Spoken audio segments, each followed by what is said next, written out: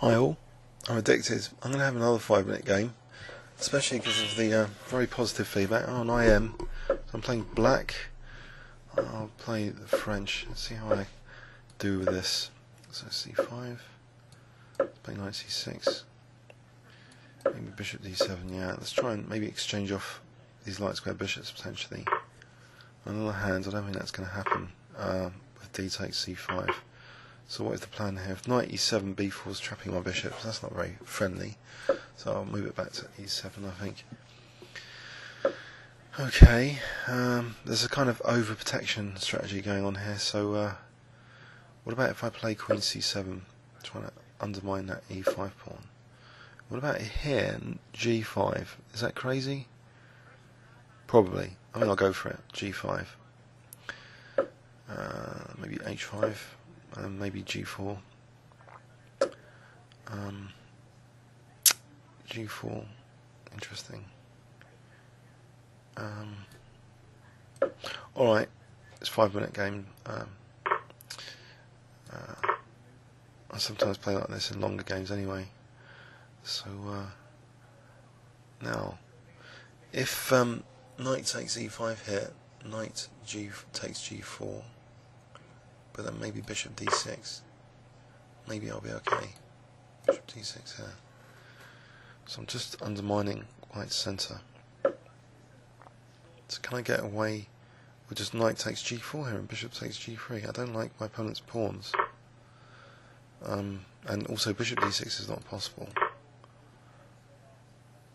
On the other hand, if fg and I castle, then queen g7. So I think I need to evacuate with knight e7. If queen g7, just castle. Okay, I'll go for that. So I'm just trying to evacuate with castling queenside. Doesn't matter about the f7 pawn. Right, this is interesting. Promising after all that. Annoying now. I don't want the queens off, especially if it undoubles the opponent's pawns. So, what about just castling queenside though?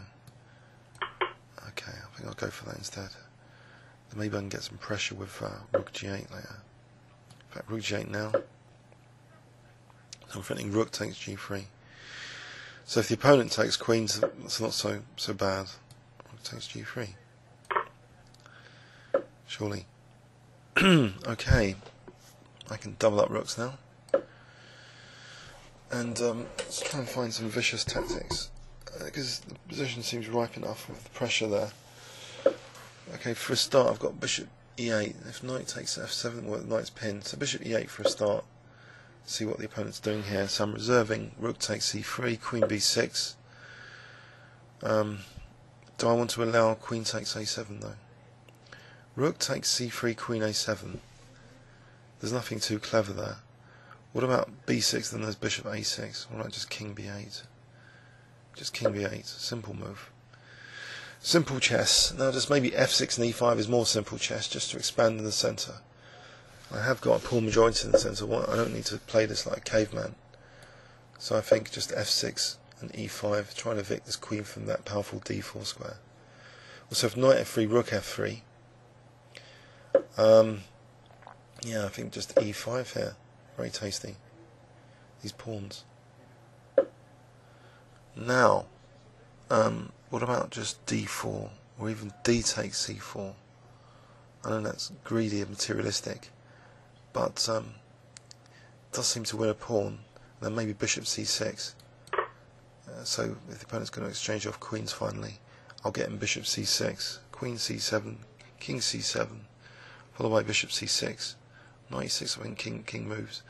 After bishop c6, I think my opponent's going to be in real trouble if he's going to exchange off queens here.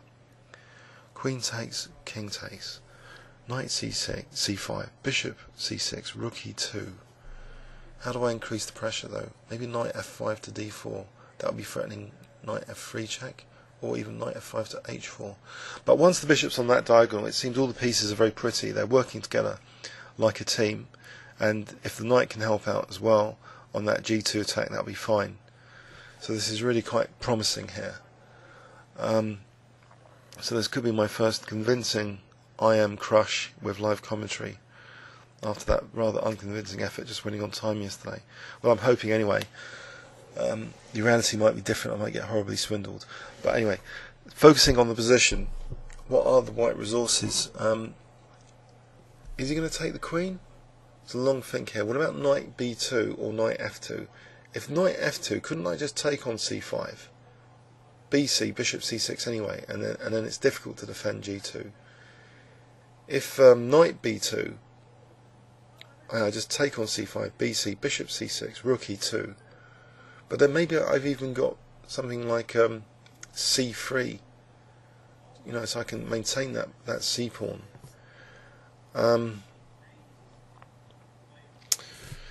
This is a long think from the opponent. He's probably thinking about that variation. Let's go deeper. Queen c7, king c7, knight b2, bishop c6, rook e2, c3, knight c4. The c pawn seems a bit vulnerable though to rook ac1 and just doubling up rooks.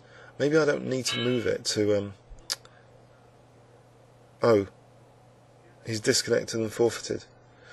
I think it's a hopeless position, to be honest. Let's have a quick look at what could have happened then. Takes, rook e2, bishop c. Well, obviously, sorry, he has to move that. Let's go back there. Say he moves that. I think bishop c6 here. And if rook e2, maybe just b5. I don't even need to play c3. If a4, just a6. It's no big deal. Could he get some counterplay here? Maybe, but if the king goes to e6, it looks pretty bleak. Once the king goes to e6, or it doesn't even need to go to e6, but maybe knight d5. Knight d5 here. Looks better for black, anyway.